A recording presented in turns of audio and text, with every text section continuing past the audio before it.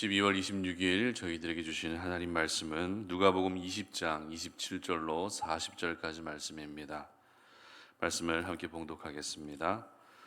부활이 없다고 주장하는 사두개인 중 어떤 이들이 와서 물어 이르되 선생님이여 모세가 우리에게서 주기를 만일 어떤 사람의 형이 아내를 두고 자식이 없이 죽으면 그 동생이 그 아내를 취하여 형을 위하여 상속자를 세울지니라 하였나이다. 그런데 칠형제가 있었는데 마지가 아내를 취하였다가 자식이 없이 죽고 그 둘째와 셋째가 그를 취하고 일곱이 다 그와 같이 자식이 없이 죽고 그 후에 여자도 죽었나이다. 일곱이 다 그를 아내로 취하였으니 부활 때에 그 중에 누구의 아내가 되리이까?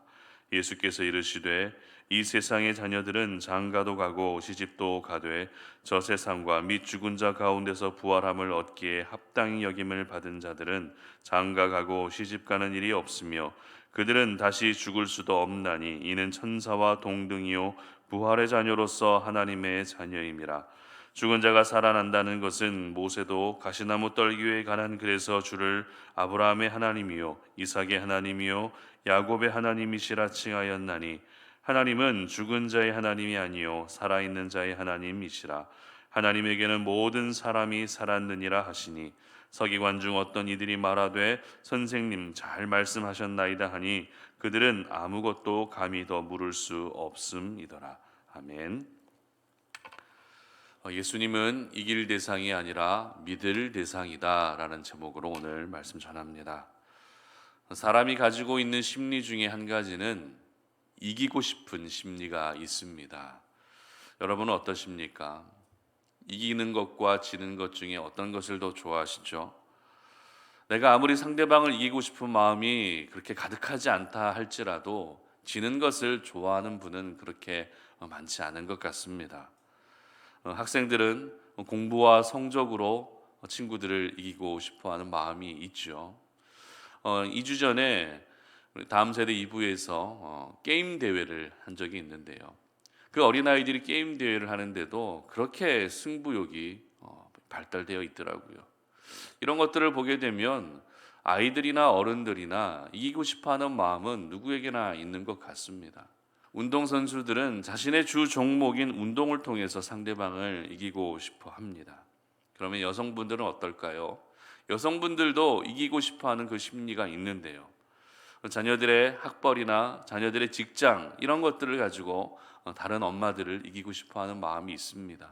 그리고 남편의 연봉이나 남편의 지위 이런 부분들을 가지고서도 이기고 싶어 하는 마음이 있는 것 같습니다. 예전에 제가 작은 경차를 타고 다닐 때가 있었는데요. 경차를 몰고 고속도로를 달리다 보면 제 옆으로 빠르게 지나가는 차들이 참 많이 있었던 것 같습니다.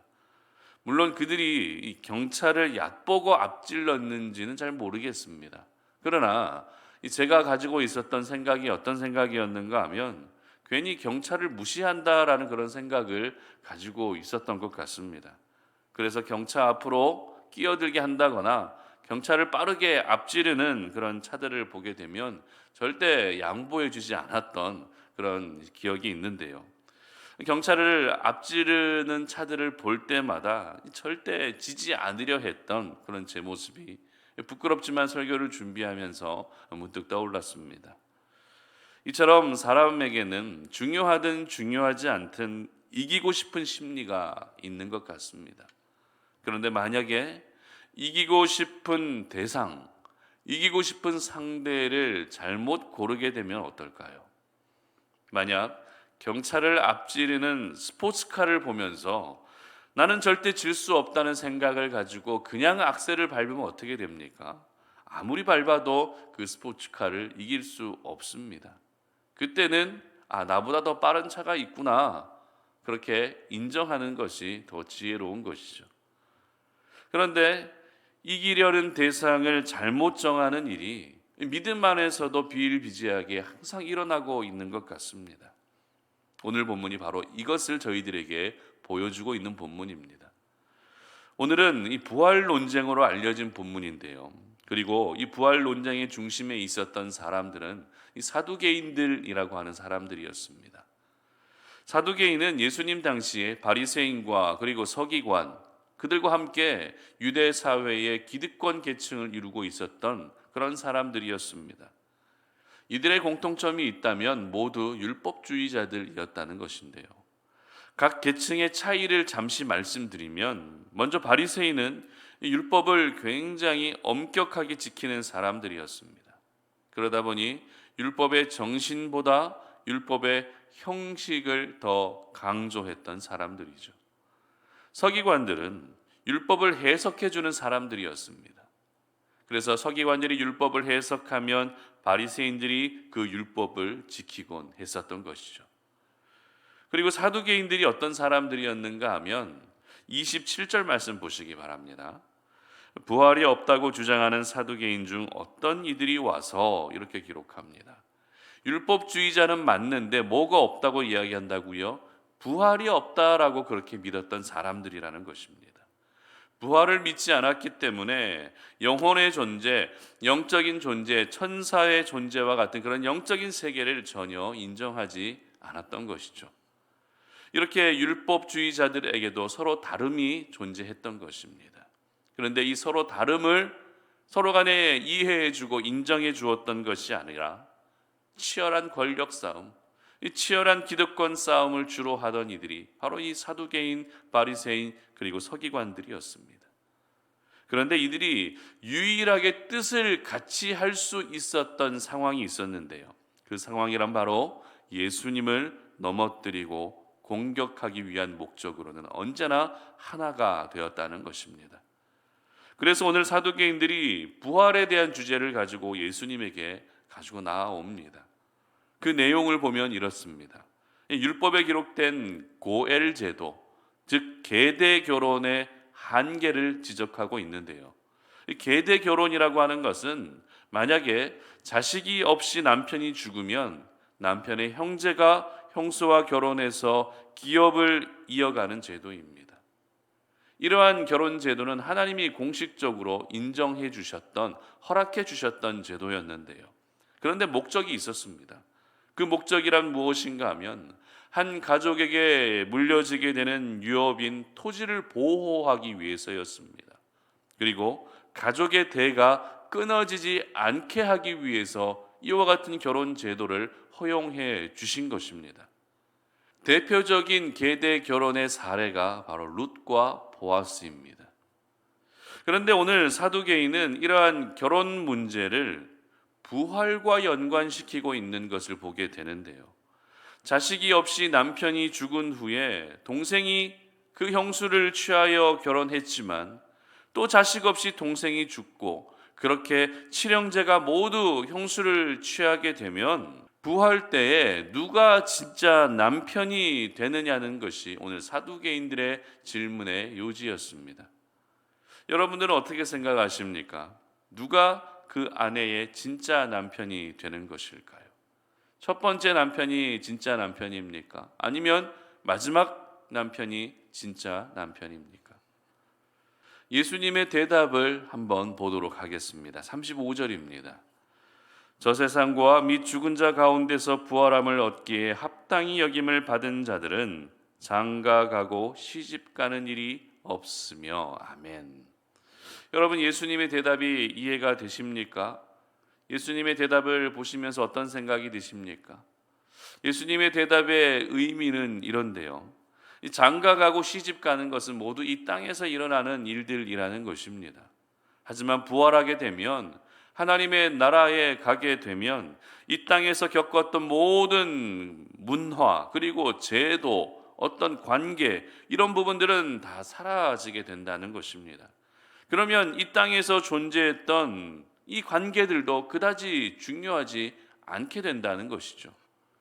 유일하게 존재하게 되는 관계가 있는데 그 관계가 어떤 관계입니까? 36절 말씀 보시기 바랍니다. 그들은 다시 죽을 수도 없나니 이는 천사와 동등이요 부활의 자녀로서 하나님의 자녀임이라. 아멘. 바로 천사와 같은 존재가 된다는 것입니다. 그리고 하나님의 자녀라고 하는 그 관계만 남아있게 된다는 것입니다. 다시 말해 하나님의 나라에 가게 되면 하나님의 자녀라고 하는 그 관계의 기쁨이 너무나도 커서 이 땅에서 있었던 모든 관계는 그 기쁨에 비교할 수 없게 된다는 것입니다. 여러분, 하나님의 나라가 바로 이런 곳입니다. 천국이 바로 이와 같은 곳입니다. 사실 사두개인들이 오늘 이 다른 주제도 아니라 부활에 대한 주제를 가지고 예수님을 넘어뜨리려 했다는 것은 사두개인들이 가장 자신 있어 하던 주특기를 가지고 예수님을 공격한 것이라 할 수 있습니다. 하지만 그 결과는 어땠습니까? 40절 보시기 바랍니다. 그들은 아무것도 감히 더 물을 수 없음이더라. 아멘. 예수님에게 KO패 당하고 말았던 것이죠. 처음 예수님을 공격하려 할 때만 해도 부활에 대한 주제를 가지고 가면 예수님을 얼마든지 넘어뜨릴 수 있다라고 자신만만하게 생각하며 그렇게 질문을 했던 사두개인들입니다. 하지만 그들은 하늘의 지혜를 가지신 예수님을 결코 이길 수 없었던 것입니다. 많은 사람들이 보는 앞에서 부끄러움을 당한 채 아무 말도 하지 못하고 돌아갈 수밖에 없었던 것입니다.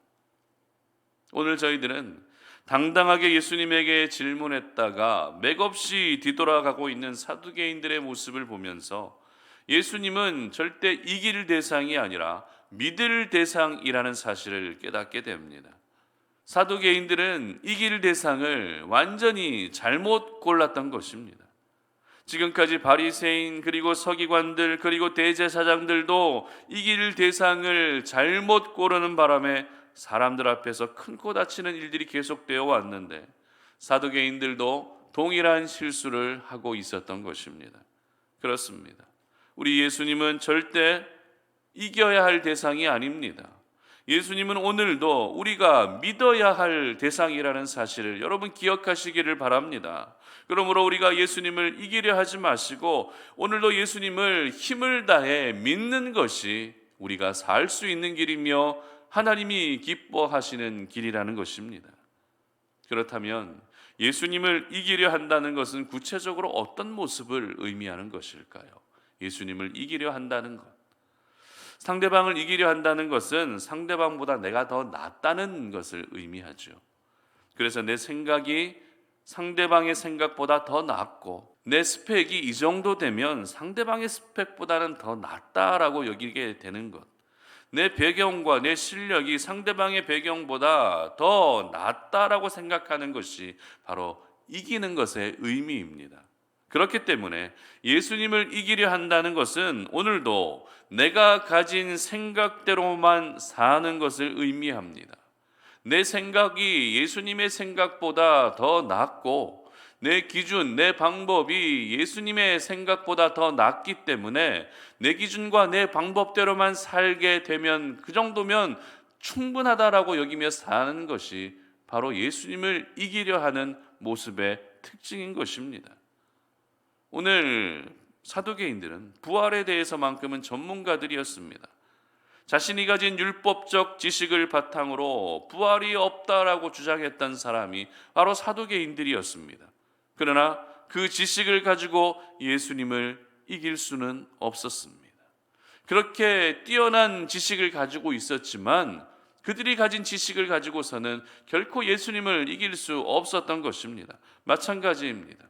저희들 역시 내 실력과 내 경험을 가지고서 내 배경만을 가지고서는 절대 예수님을 이길 수 없는 것입니다. 그러므로 예수님을 이기려 하지 마시고 우리 예수님을 믿을 수 있기를 바랍니다. 예수님은 우리가 이길 대상이 아니라 믿을 대상이라는 사실을 여러분 절대 잊지 않으셨으면 좋겠습니다. 예수님을 신뢰하지 않은 채 나의 것만을 의지하고 산다면 그것이 바로 예수님을 이기려 하는 그런 모습이라는 사실을 기억하시고 우리 성탄오륜의 모든 성도님들이 오늘 하루 예수님을 더 잘 믿을 수 있는 그런 하루가 되시기를 주님의 이름으로 축복합니다. 함께 기도하겠습니다. 하나님 감사합니다. 오늘도 이 아침에 우리가 주의 말씀을 통해서 이렇게 하루를 시작합니다. 하나님이 주신 그 생명의 말씀을 기억하면서 우리가 오늘도 예수님을 더 잘 믿을 수 있는 저희들 되기를 원합니다. 예수님은 이길 대상이 아니라 믿을 대상임을 우리가 믿습니다. 그렇기 때문에 내 생각대로만 살지 않게 하시고, 내가 가진 기준이, 내가 가진 방법이 이 정도면 예수님보다 더 낫다라고 하는 그런 어리석은 생각 가운데 살지 않게 하여 주시옵소서. 언제나 우리 주님을 더 신뢰하게 하시고, 언제나 우리 주님을 더 의지하게 하시고, 예수님을 더 잘 믿어서 이 땅 가운데에서도 항상 우리의 삶을 책임져 주시는 하나님의 은혜를 경험하는 우리 모든 송탄 오륜의 가족들이 되게 하여 주시옵소서. 감사드리며 예수님의 이름으로 기도드립니다. 아멘.